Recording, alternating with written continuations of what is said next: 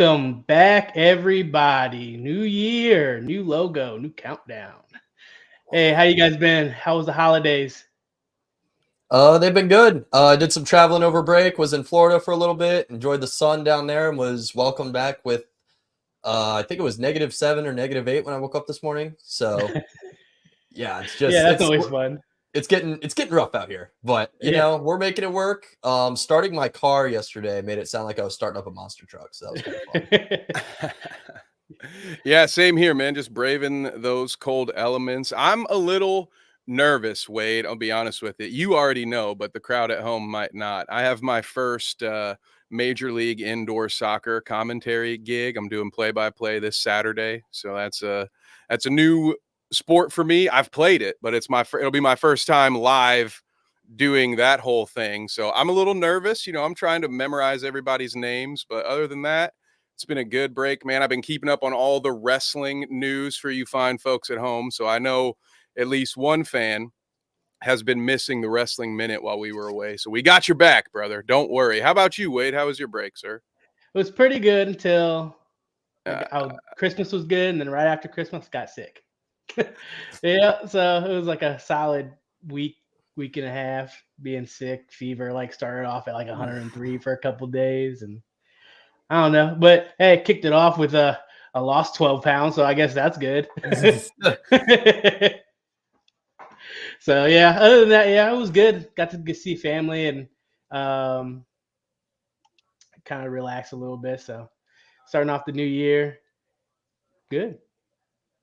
nice. I thought you were going to say it was all going well until that Steelers game today. That's why I started to laugh. And I felt bad because you're like, and then I got sick for 12 days. I was like, oh, whoops. Oh yeah, My bad. yeah, and then the Steelers, I guess. So sad. Maybe Yeah, we'll rebuild eventually.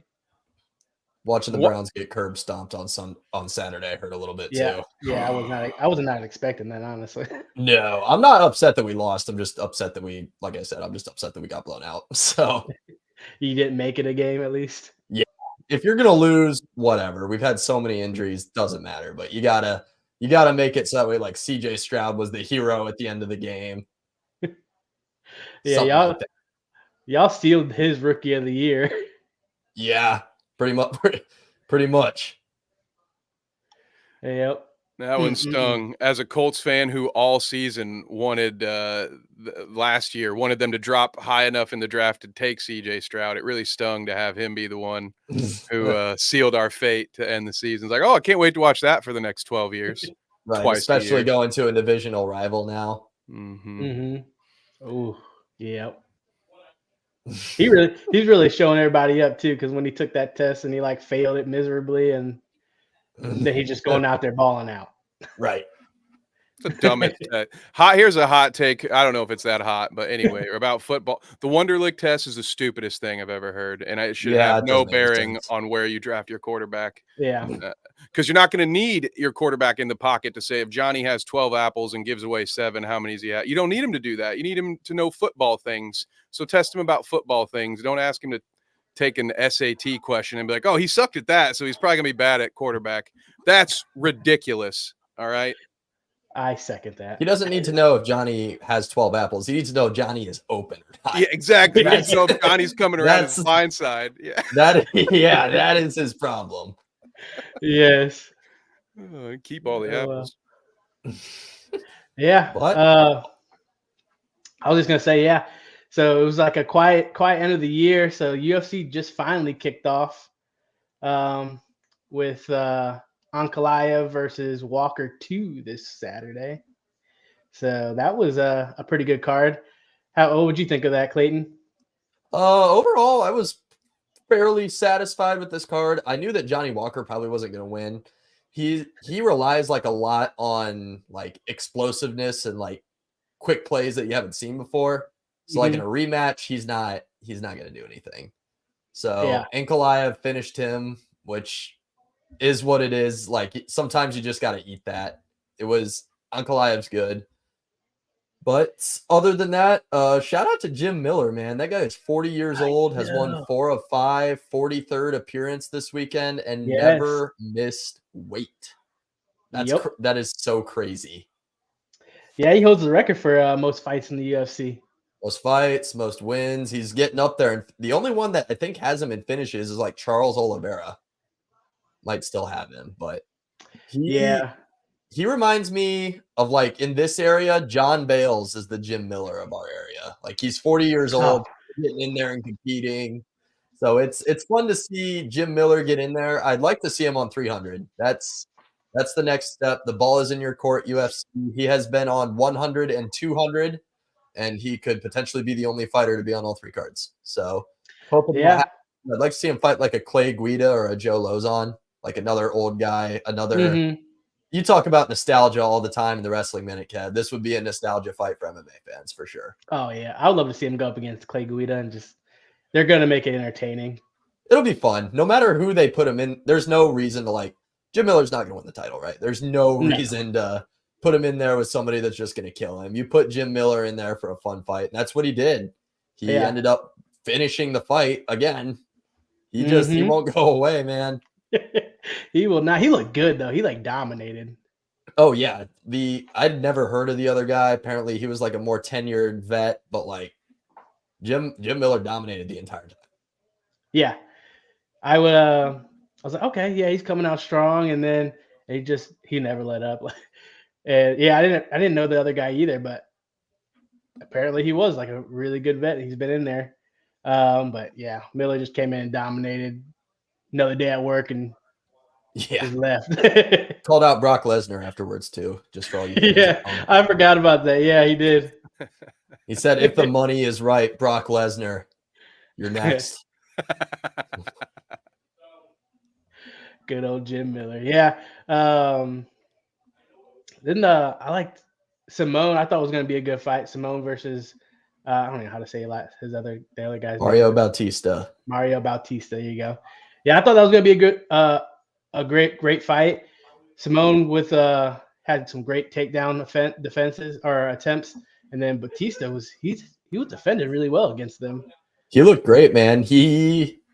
That was the step forward that he needed. I think that was 5 or 6 in a row for him now. So he should jump into the rankings, hopefully. And I think Simon was 12 or 13 at bantamweight, maybe something like that. Yeah, he was 12. I believe he was 12. And yeah, Batista looked good. And then the other fight that I wanted to shout out was Marcus McGee at bantamweight. Vicious KO in the second round on the prelims. That was a good one. That was exciting to watch. So I good for him. That one too. Oh man, you guys are missing out. This was a good card to kick off the new year. It had enough names to it to where a lot of like fairly casual fans would watch it, and there were some good finishes, like Jim Miller getting in there. Like I said, Marcus McGee, and the main event ended in a big finish. So that's always good to see, especially on a fight night card. Oh, for sure. Yep. And speaking of like old time guys, Arlovsky, I can never say his name. He's still going. I cannot believe that dude, like, what athletic commission is going to clear that guy to fight now? He's 44. Like, I don't get it. 44. Still, he debuted in like 2000. Yeah, his pro debut was in 2000. Insane. He's still going strong. He Former looked pretty UFC good, heavyweight champion too. Yeah, he looked pretty good. You could tell that he's lost a lot of like his explosiveness, but he was there with volume, touching, and still looked athletic at 44 years old in there against Cortez, who was just slinging haymakers. That you can just tell Arlovsky, you can tell he's just getting slower. Like, you know what I mean? This was his third in a row. You don't really begin to wonder when the UFC will cut him, but you think about it at the same time. Like, he's a name that people will recognize, and you can throw him in there against a young guy. That's why they keep him around. So I'm interested to see what he'll do next. Do you be like, hey, this is what I want them to do with Tony Ferguson. Be like, hey, you're struggling a bit. David Goggins didn't kick you in the ass enough to get you over the hump. So we're going to offer you this really nice retirement fight. You're going to headline this little fight night card. We're going to stack it up, and we're going to give you somebody with no name, and you're going to leave on top, and we're going to thank you and send you on your way. So I wonder if they'll do that for him, but you never know. That would be nice. And then he could hop on over to bare knuckle because it seems like all the retired UFCs they're going over there. Dude, Everybody's going to boxing or bare knuckle fighting. That's Jeremy Stevens went to boxing. Like we see Mike Perry, Eddie Alvarez, Chad Mendez, all those guys are over. Yeah. Rockhold, yeah, that's another good one. They're all over in bare knuckle. Nelson, right? Big Country did bare knuckle. Yeah, he does bare knuckle. That is the wildest sport in America. Bare knuckle MMA. It is insane. Although Mike Perry found himself with bare knuckle because he is just that's where he needs to live. If you could Google like bare knuckle fighter, like ideal bare knuckle fighter, Mike Perry's picture would probably come up. Oh, absolutely. Like this dude his head's like a piece of steel. You're not gonna knock him out. Like it's not gonna happen. So he was their bare knuckle fighter of the year this year. So yeah, I mean I watched a couple of his like the highlights and stuff. Then he fought Luke Rockhold. He fought Rockhold and Eddie Alvarez, knocked both of them out at the end of the second round. Do they have a real belt now? Because the last time I watched Mike Perry fight, Connor hopped in there and he was holding the bare knuckle belt, even though he wasn't participating in that sport. Like, so do they actually have a belt yet? Because I feel like Mike Perry needs to be fighting for one if he hasn't yet. They do. They have belts. He just hasn't fought for one yet.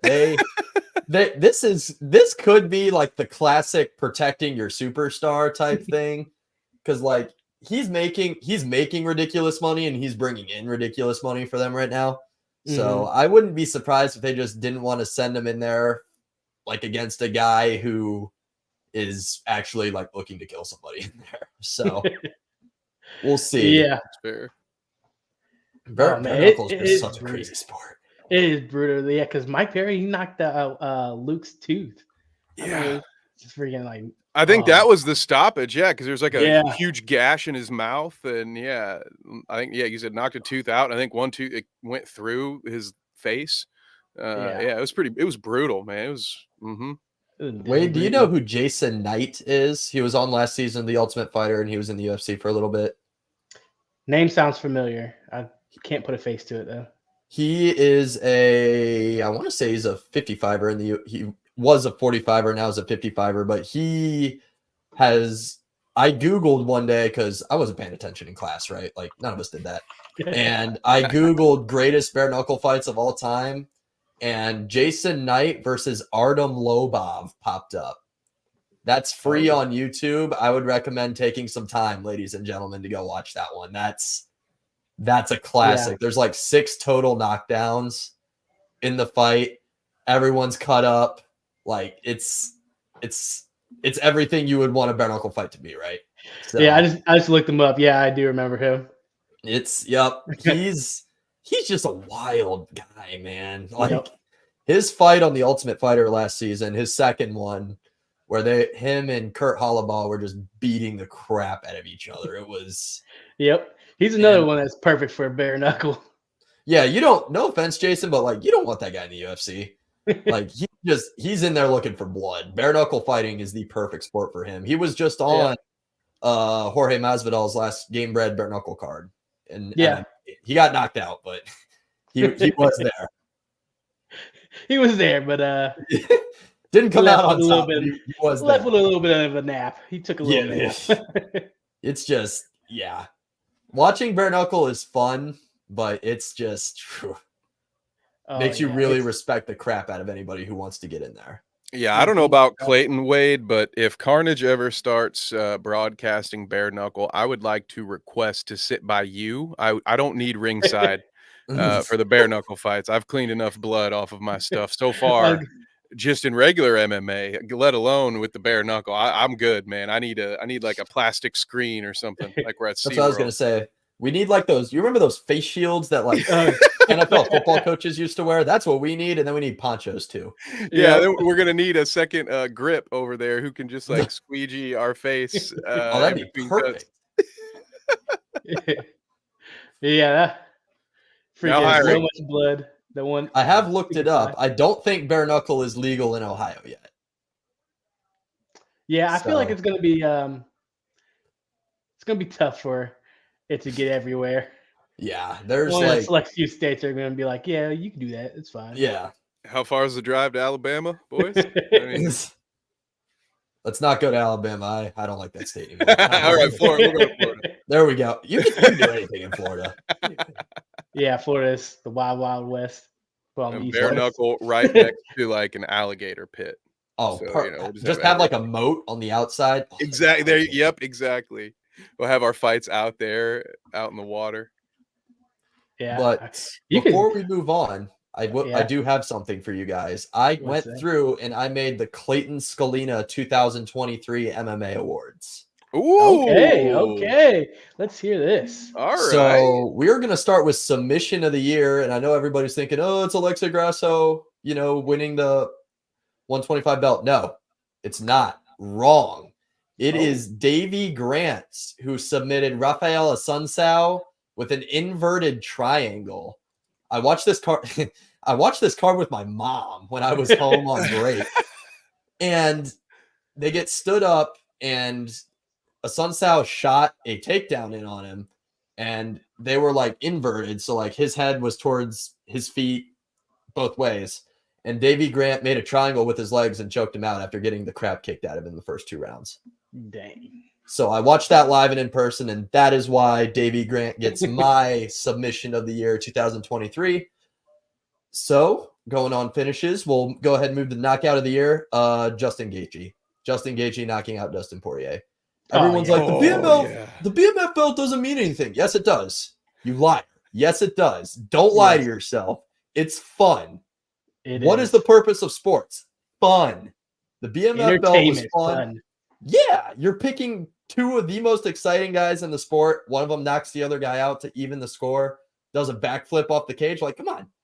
Yeah. Come on. It's that. It's what more do you want? He set up that leg kick perfectly too. Oh, yeah. He did the same thing that Leon Edwards did.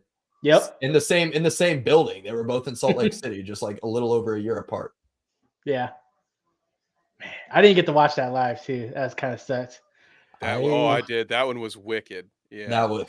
I was with my family. We took a weekend. We didn't go on a vacation last summer, so we took a weekend away at Maumee Bay State Park, and I was the only one awake in our hotel room watching it on my phone.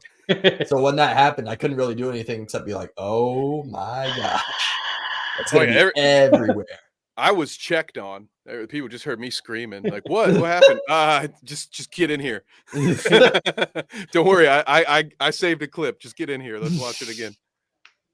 Shoot. Yeah, I'm usually out on the couch by myself while my fiance's sleeping. My dog's in there. And I'm like, oh shit! And my dog starts barking. Rah, rah, rah, rah. You just hear, "Shut up!" It's like, if you only knew. And then after KO of the year, we're going to go ahead and transition to fight of the year. This is easy. This was very basic. Volk Islam won. It doesn't get any better than that. Mm-hmm. Volk jumped up, put on a great performance, and Islam had a good performance too. That's something that people aren't going to talk about. Like, Volk won the fight. Islam fought a good fight. He did. He executed on his game plan. So I don't really think that there's any MMA news outlet out there who gave that to anybody else. So fight of the year, definitely Volk Islam won. But I also want to shout out Dan Hooker versus Jalen Turner. Dan Hooker broke his arm in the first round and still ended up winning a decision. So tough guy. Wow. Dan Hooker's transition has been kind of funny too. Like he had like brown hair, like a super lean build 2 years ago, and now he has like bleach blonde hair and a bunch of tattoos. He got 2 full leg sleeves, a chest piece. He just got a piece on his stomach, and he's working on 2 full arm sleeves in less than 2 years. That's kind of like Cheeto Vera over the years. Yep. He looks like a completely different dude, like year to year. Yeah, like he'll get a new haircut and add 4 tattoos, and it's like, all right, well, time to learn what this guy looks like now. I'm looking forward to that fight again. That'll be a good one. Sean is convinced that he never lost that fight. Yeah. So we'll see how he goes. But my female fighter of the year, again, kind of another easy pick. is Alexa Grasso. Mhm. Submitting Valentina Shevchenko and then fighting to a draw. I still think she won the second fight. Yeah, I was gonna say there was a little controversy around that. I was gonna say, did you think she won that or not? I did. I thought that she beat her twice. So I think that without like really that much hesitation, she beat one of the best 125ers ever.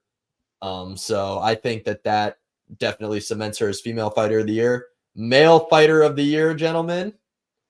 There's only one person that it can be. Love him or hate him, it's Sean Strickland. Yep. 2023 will be remembered as the year of Sean Strickland. Sean Strickland went in there against Israel Adesanya after risking his spot that previous July. He fought a guy named Abus Magomedov in July. Newcomer to the UFC. I think he had one UFC fight, but new name, right? Coming over from, I think he's based in Germany, and knocked him out in the second round.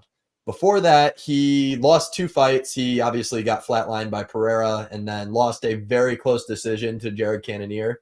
Mhm. Headlined the next card that the UFC did. He's the first guy since Tito Ortiz to ever do that, to headline 2 shows back to back.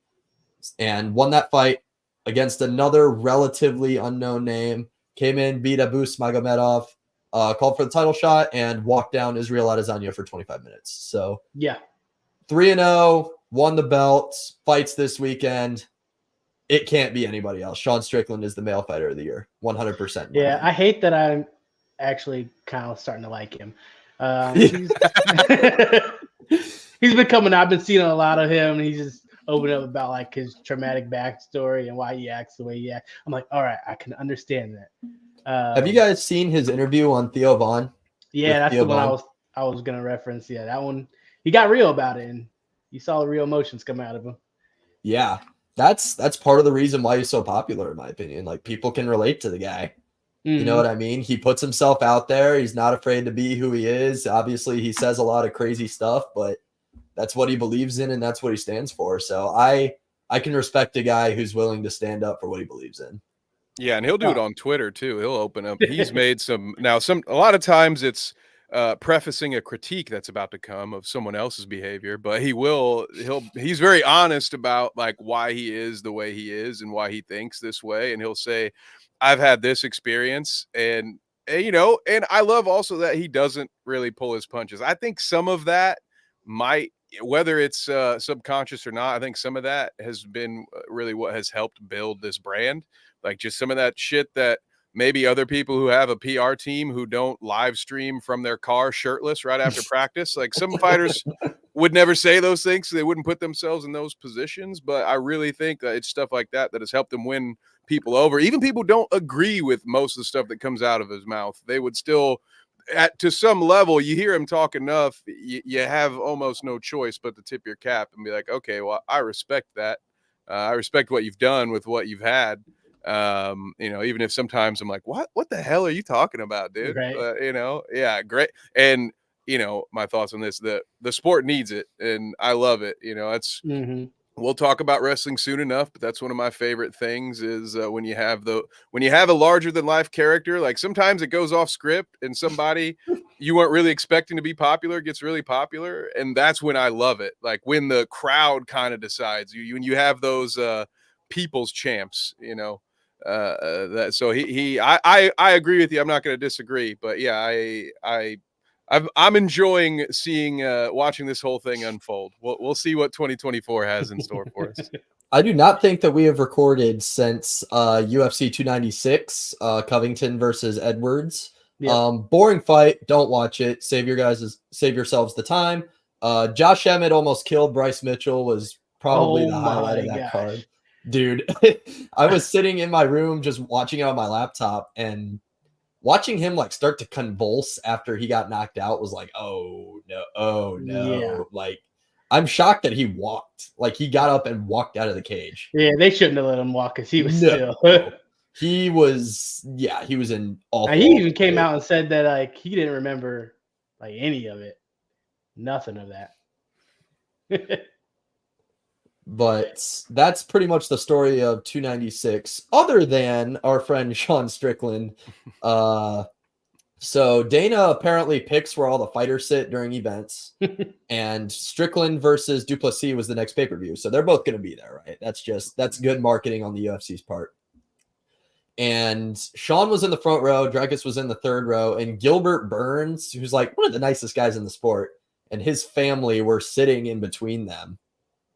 And at one point, like, Sean asked Gilbert's wife and kid to move over, and then just jumped over the row and started beating the crap out of Dricus. Like that was a good one, man. That was so psycho. funny. He is psycho, but at the same time, he had the wherewithal to be like, move. Yeah. And then at least he didn't like jump over a kid and like make that happen. I watched one of the podcasts he was on, and he was talking about that, and he goes, he's like, he was talking a lot of crap, and I just wanted to get a good old fashioned brawl. And he basically is like, at one point, I thought about freaking like Mike Tyson in his ear and just biting. And I when he said that, I was like, thank God he did not do that. Can you imagine like the fallout of what would have happened if that would have been bad? Oh yeah, that's what he said. He's like, yeah, that's probably the line I couldn't come back from, so I didn't do it. I think white T-shirt Sean needs to be added to the list of mythical fighters. Yes. Isn't Deshaun already in there? Is he gonna be in there? Yeah, he's got two alter egos. But did you guys see what he said to Dricus today? I didn't see that, no. So him and his buddy Chris Curtis, another guy over at Extreme Couture in Las Vegas, from Cincinnati, the Action Man, and him have a podcast called The Man Dance. And he told Chris Curtis today that he would stab Dricus if he brought up his dad again. Oh. Sean says some wild stuff, man. I mean, he said like, if it wasn't for like the UFC and fighting and stuff, he would probably have killed somebody, and he still thinks about killing people. Yeah, he says that he wants to see like what he would do if he did that. Yeah, I'm like man, that is wild. He's a legit psychopath. But all this talk about Sean Strickland brings us into this coming weekend, UFC 297, Toronto, Canada. Headline, of course, the champ, the people's champ, Sean Strickland versus Dricus Duplessis of South Africa. Wade, who you got? I got Strickland. I got Strickland. I know. I do. I got him. I think he's found him like his rhythm. Like he's just going in there and he's just having fun. And now that he got that belt, he's just going to have fun now. And I think since Dricus brought up his dad, he's just extra fired up now. So I think have you guys seen like pictures of him in training? He has abs now. Yeah. Like Sean Strickland doesn't have abs. He has abs now. Oh, so he officially he pulled the lean forward, right? You know? Oh yeah. He's like, oh, okay, hang on. I actually got to concentrate now. Wow. If he's working that hard, lock me in too. I wasn't certain one way, because it's a fine line, right? There's a reason people trash talk. There's a reason they talk shit. And sometimes it's about, inflating your own confidence a little bit to walk in. But a lot of times it's about trying to get in between the other guy's ears and to get him off his game, whether it to make him too aggressive or it depends on what it is. But when you're talking shit to Sean Strickland, I doubt you're talking shit to him thinking, oh, I'm going to get him to be so down on himself that no, what you're thinking is I'm going to get him so fired up that he's going to come at me and make a mistake. And so that's like the only thing that makes me a little concerned for Strickland here, is that he might early on maybe walk into a trap that if he's like, maybe there's been a point for all this. But my thoughts are after a minute or two, if it's not over, then it's going to be Strickland's fight. Those are my thoughts, because he seems to take that dad stuff pretty personally. And if it were me, I'm a lover and a talker, not a fighter, but I wouldn't be shit talking the champ's dad, if that was such a sour point. But I'm sure Duplessis is ready to bring it, but give me Strickland. I'm taking Strickland as well. I picked Sean Strickland against Izzy. Like, come on, guys. You did. I am the pioneer here. I am the pioneer. I have the tweets to prove it. But yeah, I don't. People have been hyping up Dreykus. They're like, oh, he's a grappler. He's a good grappler. He's a good grappler. Sean is a black belt in BJJ. Like, Yeah. you can take him down, and Sean's not useless on the ground by any means. So give me Sean Strickland. I'm not picking against him ever again. America's champ all the way. The only thing that we can hope, though, is that he walks out to America, fuck yeah, on fight night. Nothing would make me happier. I can see him doing that. Oh yeah, especially since it's in Canada. He's already talked about, like, I need to be the Canadian savior. You guys deserve better than this and stuff like that. My roommates and I have already blocked out Thursday night to watch the press conference. So nice. Oh, It's going to be entertaining for sure. And then on the co-main side, we have Raquel Pennington and Maria Bueno Silva for the vacant 135 title. I think Bueno Silva is just going to walk through her. Yeah. And then the winner will get Juliana Pena. Yeah. Pennington, she's not like horrible or by any means. I just don't think she's at that elite level. Bueno Silva's a monster too. Yeah. Like, they're not much to that one. She can hold her own, but yeah, like when you got freaking Silva, who's just nasty. And then to round out the pay-per-view portion, we got the man, the gatekeeper at welterweight, Neil Magny, going up against Mike Malott. I don't know too much about Mike, but we all know that Neil Magny's been around forever. He's been the guy that they'll feed to contenders to be like, okay, are you legit or not? And he's a grizzled vet. He's been around forever, and you know it's going to be a good time. Below him, we were just talking about him, the action man, Chris Curtis out of Cincinnati, Ohio, now trains with Sean in Vegas, versus Marc-Andre Barrialt. I completely screwed that up. Any Canadian fans, I apologize, but record-wise, this'll be a good one. 30-10 versus 16-6, so like similar career trajectory. And then Arnold Allen versus some undefeated. I'm not even going to try with this one. Some undefeated Russian guy. Arnold Allen is 19-2. Most recent fight is a loss to our boy Max Holloway. Fun fact about that one: I was literally in the woods and at an ROTC thing, and I had just enough signal where we were at to where I could watch a fight on my phone. So I was in my sleeping bag watching it. It was awesome. That's great. And then I'm trying to look for some names in the prelims. The only one that really jumps out to me is Brad Katona. He's also Canadian, just won the last season of The Ultimate Fighter. So I think that's definitely, and that's the featured prelim.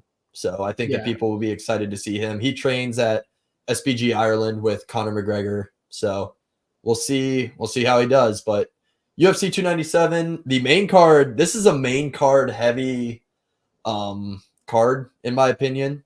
Like sometimes top to bottom, they're stacked. Like UFC 299 in a couple months. That's a can't miss in Miami. That'll be a good one. So we shall see, but it sounds like the squad is riding Sean Strickland this weekend. Yep. I'm riding the boat.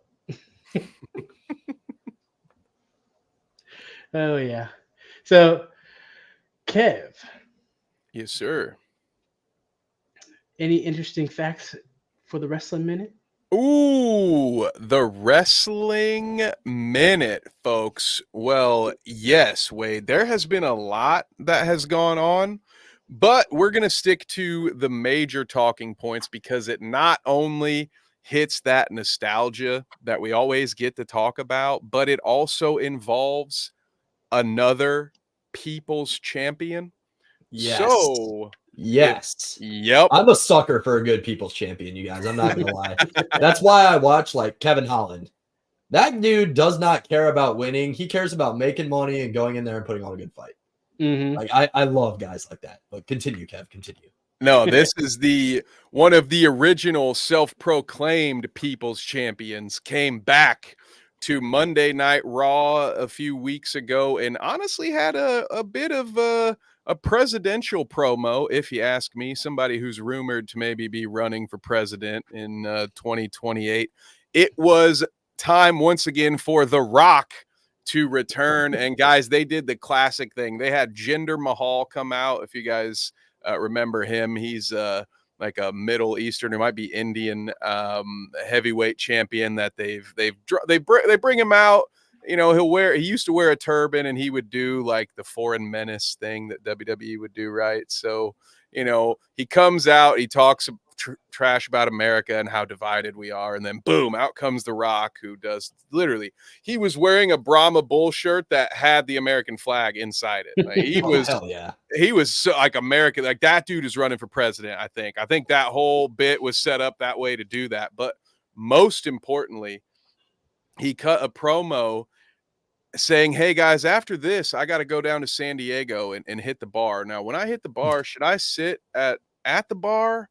Maybe should I grab a stool? Should I sit outside by the patio, or should I sit at the head of the table? Which, as you guys may not know, the current WWE champion, 1,000+ days, Roman Reigns, calls himself the head of the table. He's also a part of The Rock's extended family. So the thoughts are now that The Rock is coming back to wrestle at WrestleMania. So we are about to have maybe the biggest wrestling event of all time, because CM Punk just came back to the WWE after a 10+ year hiatus. He's been printing money for AEW, and then all of his off-court issues created just as much money for everybody. Now he's in WWE.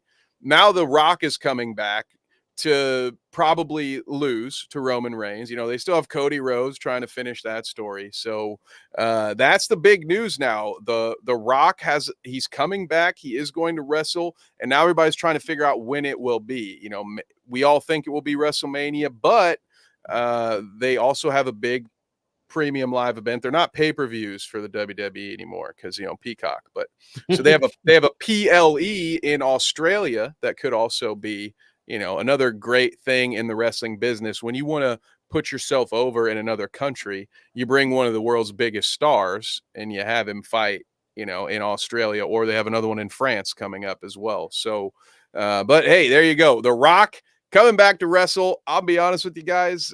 In the 2 minutes of action I saw him in, he was already, as a wrestling term, he was already blown up. You know, he was breathing pretty heavy. He was sweating pretty hard for what amounts to not a lot of action. So I'm a little worried about him putting on a great performance at the ring. But what do you guys think? Wade, I'm sure you probably watched The Rock in your day. Yeah. Would you watch him main event WrestleMania? Would that bring you back? That would bring me back. I would definitely want to catch some old nostalgia with watching The Rock again. Although you didn't paint him really well with the stamina there, so hopefully he looks he looks a little better. He's got 3 months. Tough start. He's been pumping so much iron now. He's just left the cardio behind. I think Have you guys seen like his cheat meals? Yeah, it's when he does that when he's lifting, he'll have like a stack like a foot high of protein pancakes as like a cheat meal. It's wild. That is worth a YouTube search, ladies and gentlemen, is like some of The Rock's cheat meals. You ever seen like the sushi family platter that he has? Oh yeah, you could like hold out both of your arms and still not be able to hold like all the food that this guy is eating. That's crazy. And so he's like, I think I saw like 10,000 calories a day or something like that. Yeah, I cannot like. I can do the most that I can do. I've discovered is around 4,000. I cannot imagine eating 10,000 calories in a day. That is so wild to think about. And this dude's like twice our age, or at least twice your age, Clayton. He's easily. He's in his 50s doing this, which I'm sure it's all natural. And I'm sure. Yeah. Rock and Rogan in 2028, by the way. Oh yeah, that's like bipartisan too. Like that's gonna that reaches across the aisle, Clayton. That's smart. That's smart. That's the move right there. So got my vote. I do find it funny, guys. So one of the reasons 10 years ago that CM Punk got so mad at the WWE and left was because he never got to headline a WrestleMania. In fact, when he came back in November, one of the things he said on top of "I'm here to make money, not friends" was "I'm here to main event WrestleMania." Well, he got so mad in the early 20 teens because guys like The Rock, part-timers like Batista and The Rock, kept coming back during breaks of their movie career, and because they were such big draws, they would get WrestleMania main event. Now, thank God for CM Punk, WrestleMania is 2 nights now, so they can cheat and they could technically both be the main event. But to me, I found that just freaking hilarious. CM Punk comes back after all these years, and not even a month later, because The Rock hasn't come back to wrestle probably even since then. You right? Like, it's been a decade since that guy's like, he'll make his appearances, he'll come in and do a soundbite or whatever, but he doesn't wrestle anymore. And I just found that to be too damn hilarious. And as soon as it's almost like The Rock has a little ego about it, and like he's like, "Oh, CM Punk's back, huh? Well, The Rock has free time." Yeah, he's just in here like, "Hey, you want to? Hey guys, I'd love to do WrestleMania this year." You know, it's like, "Oh, fuck you, man, fuck you." I honestly, I could see The Rock doing that, just to fuck with CM Punk. Yeah, rich people do petty things. Like, I remember once hearing a story where 50 Cent bought like the first 6 rows of a Ja Rule concert so that no one would sit there. Like, dude, rich people do some weird shit when they're mad at each other. Dude, I wish that I had money to be able to buy the front 6 rows of a concert. Like, what the heck, dude? Like, what are we doing with ourselves here? I watched that interview and they're asking about, and he goes, "Yeah, I just did it." So he could go out there and there was nobody there. It was only like $50K. It's weird. Yeah, you know, vitamin C was fun. That is insane. Speaking of old nostalgia, I just saw a video of Stone Cold getting in a it was in a cold plunge. Yep. Yeah, the cold plunge. he got his first attempts. He lasted 10 seconds. And he's like, "Oh, fuck this shit," basically. And then he went back in. He did it. But like, if it's too cold for Stone Cold, like I thought about doing a cold plunge, but damn. Not. If he can't handle it, there's no way I'm handling it. Right. If you want to be the man, you got to beat the man, and the man is the cold plunge, and none of us have beat the man yet. So. Well, I did get, I had one of my clients at my day job, because you guys probably could have guessed, but I'm bald under here. Really? So I actually had a client hit me. They asked me to give them a hell yeah the other day. It was last week. I was like, "All right, you're lucky. All right, you're lucky. I actually have a 316 T. I've gone to Halloween as Stone Cold before, because why not, right? It's the easiest costume. I just put on a goatee and a knee brace, and I'm there. Yes. So that's it for the Wrestling Minute, guys. A little bit of nostalgia as always. Now, there is a ton more wrestling stuff, but don't worry, I'm working on the Wrestling Minute soon. It will always be a part of this show, but it will either have its own feed. I'm going to start doing my episodes, or I might just do the Wrestling Hour and have that be its own show on here. So stay tuned. That is coming, along with another little special project, which actually, Wade, can I just mention that real quick now while we're here? So we're going to have a bit of a sister program to Carnage Unleashed. It's going to be Carnage Unleashed Inside the Octagon. So we're going to be reaching out, and please send this clip or tag, especially if you're watching on Facebook, tag one of your favorite local fighters. If you have someone who you think would be a great interview for us, we want to start spending time with fighters in a more one-on-one setting. We've got to interview a ton of great people on this show, and we'll continue to do that. A lot of times it'll be leading up to fights, and we'll have a bunch of people from the same card come on. But I wanted to do something alongside of that where we could have more in-depth conversations, get to know our fighters a little bit better. So in conjunction with our website, because bitesizesports.com is up and running. I was working over the break. All right, guys, I did put a little bit of work in, and we've been writing articles about combat sports over there on bitesizesports.com. So in conjunction with those articles, so it'll be kind of a twofer, because we're going to put a podcast together. We're going to interview you, and some of those quotes might be used for an article, but it will all be put together for a podcast. So that's coming soon. Carnage Unleashed Inside the Octagon. be on the lookout. We will let you know. It likely won't be a live show. We're going to put some production into it, but I'm very excited to talk to more of our local fighters. And I'm just real pumped about all of that, and of course more wrestling, because I collect so much wrestling knowledge throughout the week, guys. I got to get it out, otherwise I'm just wasting my own time. So I gotta get it out there. But thank you for that advertisement. Thank you for allowing me to plug that. Yes, I can't wait for that. They really see you dive deep into like individual fighters and their career and what got them into all that stuff. It's going to be a beauty to watch. So yeah, when we get where we're going, the plan is for me to go visit them and like spend a day, like let me go to the gym with you, even to the point where let's watch my goofy ass try to do even just some of the basic like stuff they do probably every day, and just see how difficult it actually is. Yeah, we really want to go in depth.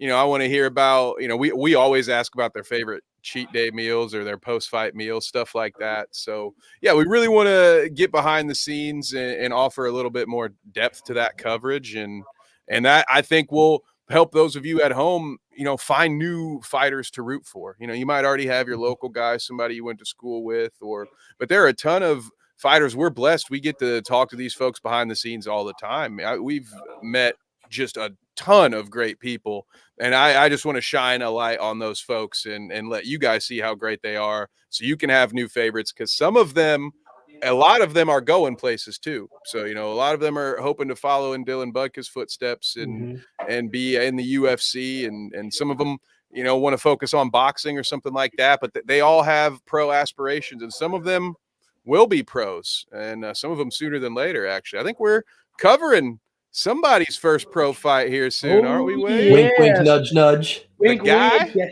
So coming into for Carnage Media, the next couple shows. So we got let me just pull it up here. Ruthless Made 6. So that will be on January 27th. That will be our next Carnage Media event that we cover. And then that leads us into Greer Promotions. It's going to be at Venue 18 in Fostoria, Ohio. And that's where we'll see Amin. Amin's supposed to be on that card. Oh, yeah. Todd Box supposed to be on that card. Is this Renegade, or is this? Yeah. Well, no. It's Greer Promotions. Greer This is boxing, isn't it? Right? Yeah, this is just a boxing show. Oh, okay. Yeah. And so what date is that one, Wade? The 10th. The 10th? Yeah, because then I know we've also got I'll wait for that. Guy, I thought I saw Todd Box on a Renegade Rumble poster too, so that's why I got confused. Oh yeah. Yeah, he could be on both, to be completely honest. I honestly think he is. I think he might be on both. Yeah, but they're doing a Renegade Rumble one too. So yeah, obviously we'll probably be a part of that one as well. Fingers crossed. But yeah, that's leading into some our next couple of events. And as you know, Ruthless has always got a great promotion there. So there's going to be a lot of firefights. So keep tuned for January 27th for that one. Oh yeah, I'm pumped. It's been too long, man. At this point, I don't know about you guys. I don't know about you, Clayton. I know. I'm itching. I'm ready to go. Everyone's always like, "New year, new me." Like, no, shut up. I want the UFC to come back. I get bored, man. Like after 296, I was like, well, what? I don't know what to do with myself now. So happy to be back in the big boys, and of course with us, your friends over at Carnage Media. Very excited to be back. Absolutely, yeah. Can't wait to kick this year off. Oh yeah, we get once we start, we don't get much of a break. Yeah, it's gonna start rolling. Just one after another. Enjoy it while we got it.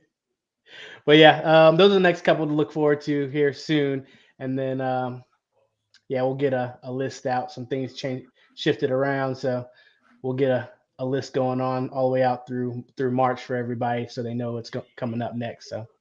And make sure you stay tuned. And the best way to do that is, of course, to follow us on social medias at Carnage Media Pay-Per-View. Yes, on all socials. Could Where can they like and find you? subscribe right here on YouTube too. Where they can find you guys? You guys can find me at cscalina12 on Instagram and Twitter.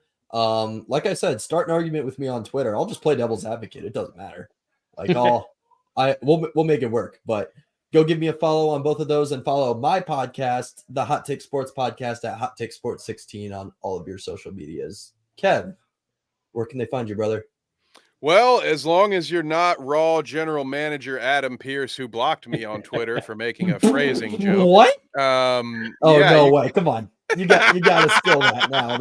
You can't just say that and then like not fill me. I forgot I was gonna put it in the wrestling minute, but I totally forgot. So here's a little bonus. Yes, Raw's General Manager Adam Pearce, former Ring of Honor guy, blocked me on Twitter over the weekend, and this is why. So Judgment Day.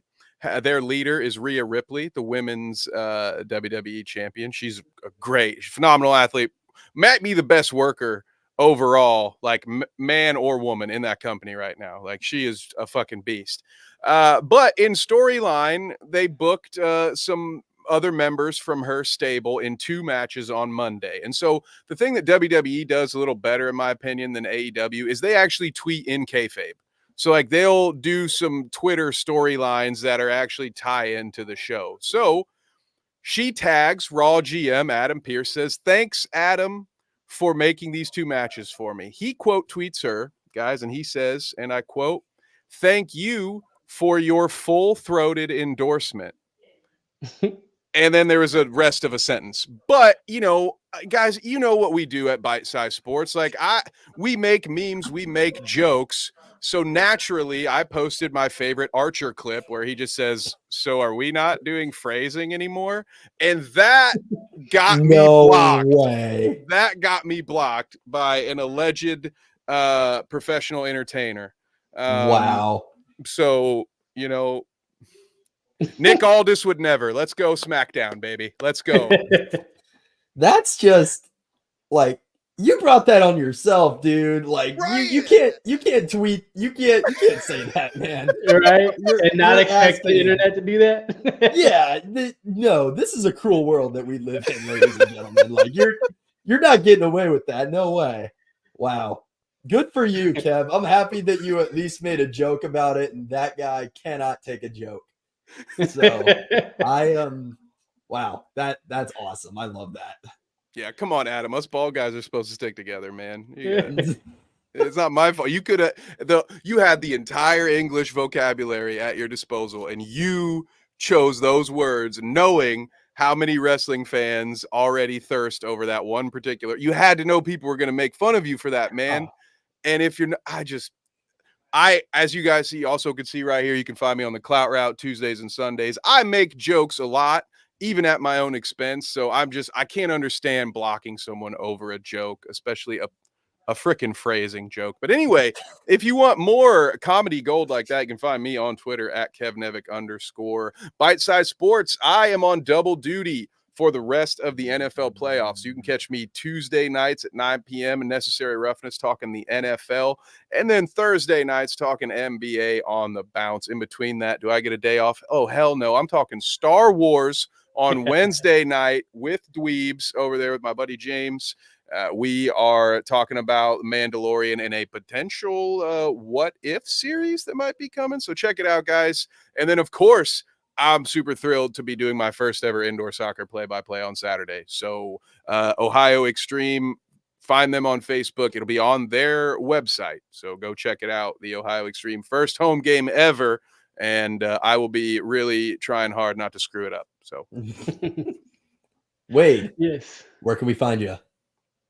Yes, you can find us on Carnage Media, PPV, on all socials to get all the nitty-gritty scoop of what we're going to be doing this year. So, give us a like, give us a follow, stay tuned. Thank you, guys, and God bless. Oh, that's right. It's ad time. We will see you next week, guys. Sports. Are you looking for an energy boost without the jitters? Let our friends at Dubby Energy help you with their fantastic selection of flavors. Just visit www.dubby.gg and use the code BITESIZESPORTS at checkout for 10% off your order total. Again, that is www.dubby.gg. Code BITESIZESPORTS.